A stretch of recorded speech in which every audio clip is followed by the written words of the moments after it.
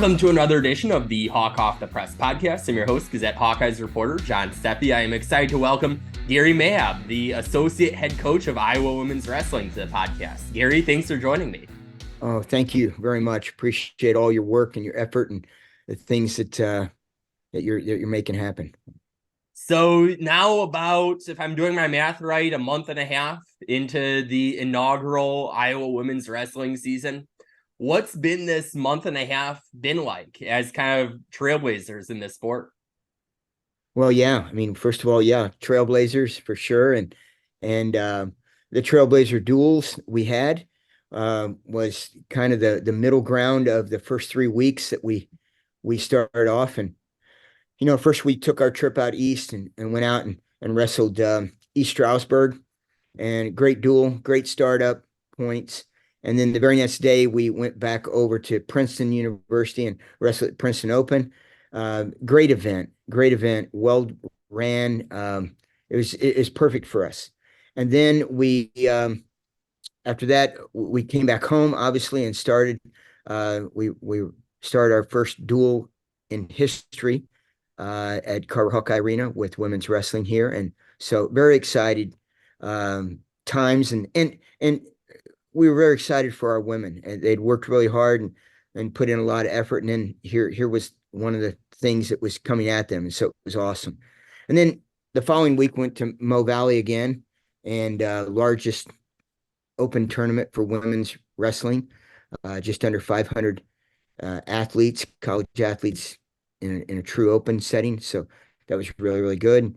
And then we came off of that, and what was nice about our scheduling is that we had those 3 weeks back to back to back, and then we could come back, break down film, start working one-offs with our athletes, our student athletes, and then making those kind of things happen, those adjustments. And that's what we've been doing the last 2 weeks. And now we're right back to where we start, and we're going to take some women over to North Central over the weekend. We'll go Sunday. Many of our women will not go at this time because we're getting them ready for the U.S. Open, which is the following weekend in Fort Worth. And those women will start competing. Obviously got finals this week, but those women will start competing as early as Friday, Saturday, Sunday. They'll wrestle in different sessions. And then the rest of our team will travel to Las Vegas for Sunday's desert duels. And so very busy right now leading up to the holidays. And then we'll take a little bit of a break, and then we'll bring them back, and we wrestle Soldier Salute here back at home, but in Extreme Arena. And then kind of going back to the Trailblazer duels, what was that like when you're used to wrestling in front of, say, or you're used to coaching teams that are wrestling in front of maybe at most 1,000 or so fans, and now you're talking 8,000 fans plus. 8,000 fans. Yes. Yeah, super excited again for our athletes and our whole program. So much went into it, as you know. I mean, the team behind the team is exceptional. I mean, our marketing group, our management, our facilities people, the administration here is unbelievable at how well they back us. And so, but again, women's athletics, whether it's women's basketball, field hockey, soccer, it doesn't matter. I mean, soccer won a Big Ten title this year, and obviously the women's basketball program here. Women's athletics was established by Dr. Christine Grant here at a new level. It's been unbelievable. And I always look at it as you have unbelievable crossroads that are being met. They're converging. You have wrestling, which in the state of Iowa is everything, and what men's wrestling here has done and all that they've produced, and really the best program in the last 50 years for sure. And there's a program right now that's doing a great job, but when you look at the last 50 years, it's unbelievable what has happened here at this arena. Carver Hawkeye Arena is recognized around the world as a wrestling mecca. And so when you have wrestling and then you have women's athletics and then you encompass that with the University of Iowa. That's a winning formula, right? And so, um, 8,000 plus, that there's a lot of teams out there, men's, women's, it doesn't matter, that would love to wrestle in front of that crowd. But it happens because of the tradition that's here at Iowa, what takes place in the state, and how much they love the sport. So it's almost like a perfect storm, right? Yeah. And then you get, now that you're kind of a little farther into competition season, have you gotten a little bit of the sense of kind of being like the New York Yankees? Kind of, are you the team that others like to hate yet? I don't know. I hope that what we do is we do right for our sport, right? We do right for wrestling in general, but we try to raise women's wrestling. And we break down every practice, just came out of one, and we break down every practice for her. And it's for everything going back to Dr. Christine Grant and helping write Title IX to now 50 years after, and we have women's sanctioned wrestling in almost every state now. We're getting so close to finishing that out, and especially in this state, it has done nothing but they doubled in 1 year last year. This year, they've seen another big influx, and the quality of wrestling is doing nothing but raising right now. So, with all of that in the mix, we hope that what we do is that we are good stewards for our sport and really good ambassadors for women's wrestling in general. But I'm sure that I'm looking at it from the inside out, and I'm hoping that's what it is. And I'm sure there are some people that look at it a little different, maybe, I maybe heard a few boos were happening at one meet. right? So So some good fun. it is, and that's exactly what it is. I hope that most of it's good fun because, again, if you get to know our women, I mean, they do such an exceptional job, and they're great ambassadors for our sport, as we were talking about before. And just if you spend any time getting to know our women, I cannot see anyone really thoughtfully trying to boo or take that down, because these women are worthy of being raised up. There's no doubt. And then you look at the US Open coming up for the people listening that maybe aren't experts in this sport. Just how important is this individually for a lot of these wrestlers who are among the best in the world to do well at Right. this event in Fort Worth? Our women's teams on general right now, they're medaling, around seven per event. It changes your mindset.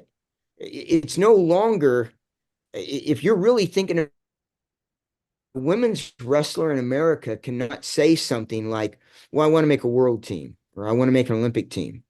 You better be thinking, I want a world or Olympic medal. Because if you don't, you probably won't make the team, honestly.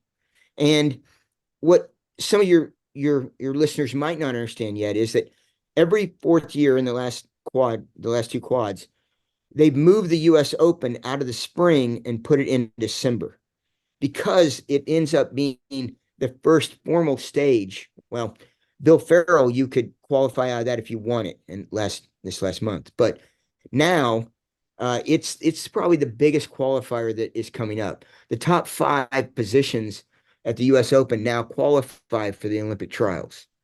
Um, when we go to Cedar Rapids later on this year for women's nationals, for the national championships, the winner of that will also qualify. That's a big deal. But now if you do not qualify in any of these first three or four that I've mentioned, then you have a last chance coming, but it's one position and everybody that's left out right now. So this is you bring it up and it's such a strong point, but it is a big deal that where, you know, 10 of our women are going to go this coming weekend is not this weekend, the following weekend is a huge deal. And so when they came to the University of Iowa, so many of our women, when we recruited them, they said, what do you want from us? What do you want? What creates a win-win here? It has to be a win for the University of Iowa, but it has to be a win for you because it's all long-term success. And so many of them come right out and say, I want to world medal and I want to Olympic medal. And so now it's that moment. And obviously, especially with the Olympics, it happens every 4 years. And so the pressure, you could easily say it makes a difference. And so to some of them, this is their best window. To others, it will be the first window they get. And then hopefully in 28, they'll get their next window. So it's kind of where they're at in school. And then with your 101-pound athletes, you only have number 1 and number 2 in the country. Like, Right. I think you need to shoot higher than that.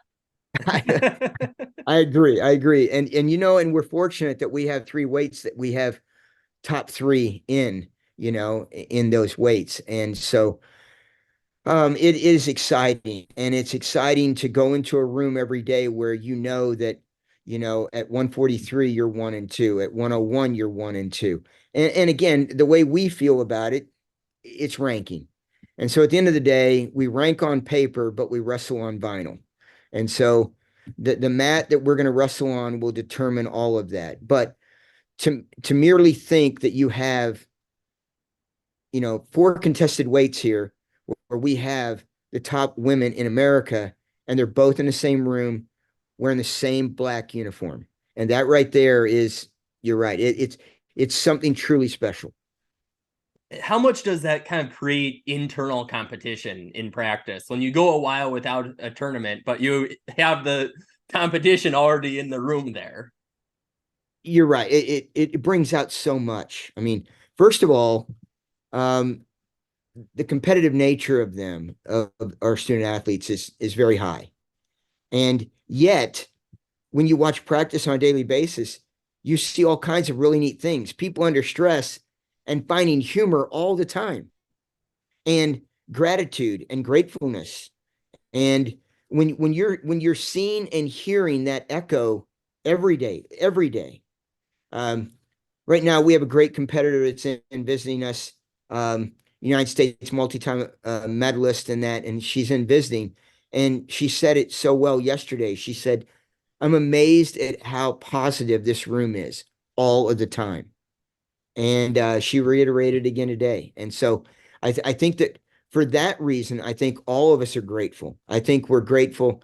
I had a meeting a couple of days ago with one of our athletes, and I said, you're in a room where every single day you could pick the brain of the person standing next to you and gain so much. And so, being in a room where they share, and one of the statements that we make is that I've got your front and I've got your back. They help each other advance on a daily basis. The feedback that they give one another is honest and open, and everybody knows what everybody else does. And some of the best matches in the last 2 years has been when we've met either in the semis or the finals to each other, right? And then the coaches get out of the corners and let the athletes take over. And it is unbelievable to watch how talented they are, but yet really just how much they share their talents and skills with one another. You were mentioning the positivity. It seems like one of the people who's really an especially positive leader is Marlon Dede. What has she really added to this room since transferring from Augsburg? Well, Marlon is first of all, she's a special human being. And then you take that, and she was a leader and a defending national champion, right?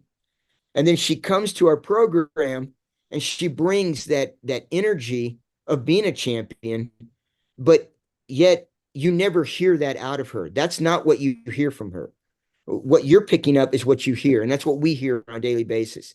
It has never been, well, this is how we did it. No, this is how we're doing it. And she walked in, and she has full ownership of and autonomy of what she's done, but yet now she gets to share that out with the athletes in the room, and she does it in such an amazing way. And we have another defending champ that, past champion and multi-time runner-up now, and And, when you look at Felicity and what she brings to the table, and she is a native Iowan, there's things like that across the board. But Marlon has really been a special hawk. She came from a different program, but you never see that or hear that, and yet it exists. And she had a great coach where she was, and she's had great relationship with that coach and that coaching staff, and she's brought that here, and she's been very open with us. I can't tell you how much I've enjoyed being around her, watching her work, and watching her associate both with coaching staff, everyone in the building. And like you've heard her, she she projects what this program is about. And then Iowa fans will get a chance, as you were mentioning, with Extreme Arena, with the Soldier Salute, get a chance to see this team in person. What's kind Right. of your pitch to somebody who is deciding, okay, do I go out to Coralville? Absolutely. I think that you're going to see all the things that we've been talking about. You're going to see their competitive nature. You're going to see their grit. You're going to see their work ethic show up. We talked to them about a 68-hour work week here, and it's between going to classes, and they are exceptional in the classroom. Our academic services here, Anthony and that staff, Doug, they do such a great job with our women, getting them into the scheduling that fits the tight schedule that they run every single day here. They have we have two practices a day, no matter what, and then 3 days a week we have three. So, well, two on two of those. And so when you look at that and the schedule, the tight schedule that they have to maintain at a Big Ten university, academically, and then how well they do it. And, some of our greatest challenges are women that are in biomedical fields and then engineering. You know, how they juggle all of that is simply amazing. But what's neat is that you can come and watch them in a match, and in normally less than 6 minutes, you're going to see their actions and how they carry themselves with such a positivity, but yet once they shake your hand, they're going to get down to business very quickly. So, um, it's I feel so fortunate that I have a close seat. So it's awesome. Is there a favorite moment since you've gotten to Iowa? Oh, I don't know that I could do that, because when you have 28 athletes and they're like-minded and driven towards common goals, it's I don't know. They do so many things, and there's so many moments that catch you off guard on how well they do something. Whether it's them coming up for her, the way they break down practice, the way that they do business, the way that they welcome people into the room, it all of that. But I would say one thing that really truly caught me. I mean, and again, there's so many things. Like we had a women's academy, and the job that they did that day for women that just kind of want to see, they want to pull the curtain back on the program and see what's going on, right? And so we had these guests in our room, and they came for the women's academy, and many of them are super successful in the community anyway. And they came in, and our women just, it was like this. It just bonded and linked automatically. And it was so awesome to see that in so many ways. And yet, again, if I had to choose right now, it would be walking out to Carver the first time and watching them up in the tunnel. Like at the academy, there was a moment where our women lined the tunnel, and then they clapped and cheered and howled for the women that were in the academy to walk down into Carver Arena and get onto a mat on the floor, right? So that was magical. But then now it's their turn. It's their first time at Carver. And what did they do? They all locked in, arm to arm, shoulder to shoulder, and just walked out to meet. And they did it with everybody.